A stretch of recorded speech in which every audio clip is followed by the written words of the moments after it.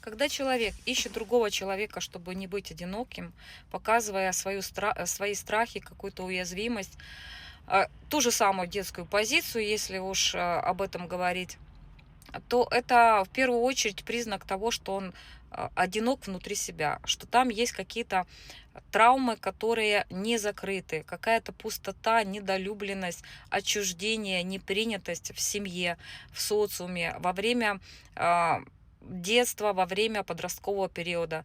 И вырастая, он неосознанно начинает искать другого человека, чтобы наполнить свою пустоту. Но в этом и злой урок. Другой человек не может дать то, чего у него нет.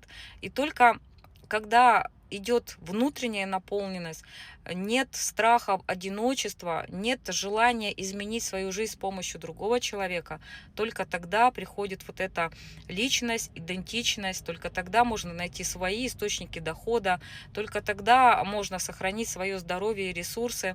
Но вот эти поиски, они настолько болезненные и масштабные, что это иногда даже ужасает, когда женщины 40-50 плюс ищут какую-то судьбу, вторую половинку, большую любовь, уже не осознавая, что жизнь, в принципе, она уже подходит к какому-то завершению. И если этого не получилось сделать до этого времени, то все шансы, что не получится никогда, очень велики.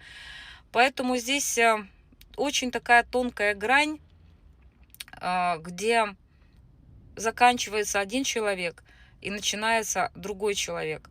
Нет целостности в двух людях одновременно. Есть целостность в одиночку.